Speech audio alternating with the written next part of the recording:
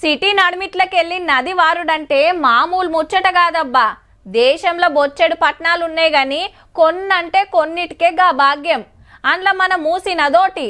అనంతగిరి అడవులల్లో ఉట్టి పారుకుంటా పారుకుంటా పట్నం వస్తే మస్తు తేటగుండేటి అట నీళ్లు. మంచిగా బట్టలు విండుకుందురట, ఈతలు కొడుదురట. 5 పైసల బిల్లేస్తే మీదికి చెక్కు నగువడేంత ముద్దుగుండేనట మరి. అదే ఇప్పుడు మూసి పేరు దలిస్తేనా ముక్కు మూసుకునే కథ కాబట్టే. మరి ఇప్పుడు గీ ముచ్చట దేనికంటే మూసీని ముద్దుగా చేస్తానికి తొవ్వ సాఫైనట్టే. ప్రాజెక్ట్ ఆపాలని BRS leader Karthik Reddy sir వేసిన కేసును కొట్టేసింది ఎన్జీటీ.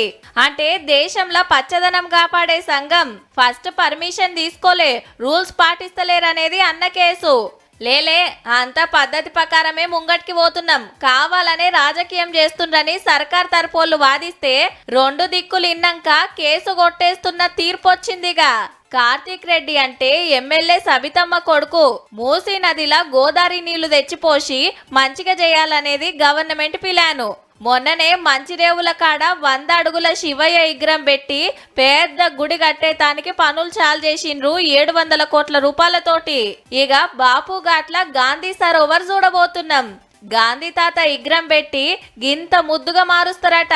మూసీకి వరదలు రాకుండా, కాలుష్యం మోపు కాకుండా ఈ నీళ్లతోటి సిటీ కింది బాజు భూములు తెర్లు కాకుండా చూస్తామనేది సర్కారోళ్ళ మాట. అయితే ఒడ్డుకున్నోళ్ళకేమన్నా తక్లీఫ్లుంటే చెప్పేతానికి ఆన్లైన్లో అప్లికేషన్లు తీసుకుంటున్నారు. అందరితోటి మాట్లాడి ఒప్పించినాకనే ముంగట్కి పోతారట. లేలే ఇన్ని వేల కోట్ల రూపాయలు పెట్టుడు ఆశ్రం లేదని పెద్ద స్కామ్ చేయబోతుందని బీఆర్ఎస్ పార్టీలు లడా ఎత్తుకున్నారు. ఇక